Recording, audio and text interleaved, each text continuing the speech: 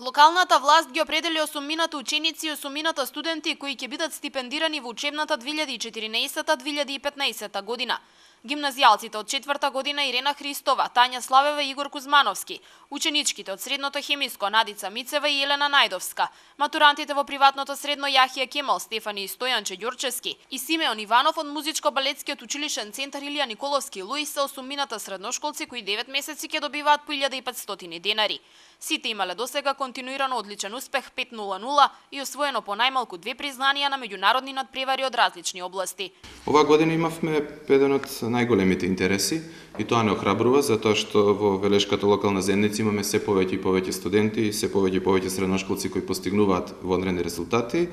На конкурсот за средношколци се пријавија околу 20-тина, исто така и на конкурсот за студенти се пријавија исто така околу 20-тина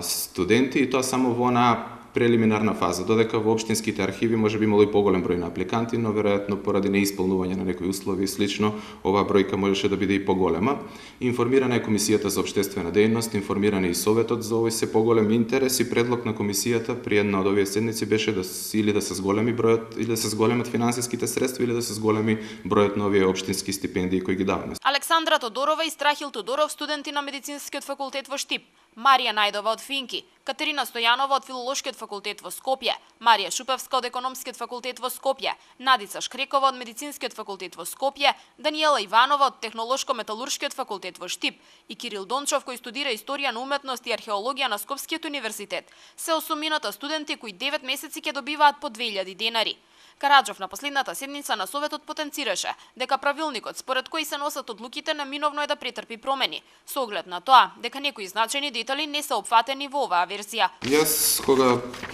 дојдов да претседателствам со оваа комисија, наследивме еден правилник, се обидовме да направиме неколку измени ланската година, но имаме чувство дека овој правилник за бодување и овој правилник за преку кој врз основа на кој ги донесуваме одлуките за нашите стипендии треба да претрпи некои измени. Знаете дека образовните процеси се живи процеси, константно се менуваат, некои работи се појавуваат различни видови на меѓународни надпревари, се појавуваат различни критериуми при вреднување, се појавуваат различни дечиња кои ги комплетираат своите образовни дејности на различни начини, затоа мислам дека како се менуваат тие работи треба и комисијата врз основа на својот правилник да смени некои од одредените работи. Средствата за исплата на талентираните ученици и студенти се исплаќаат од буџетот на општина Велес и тоа во 2 дела. Првиот дел ќе се исплати во текот на оваа, а вториот во следната учебна година.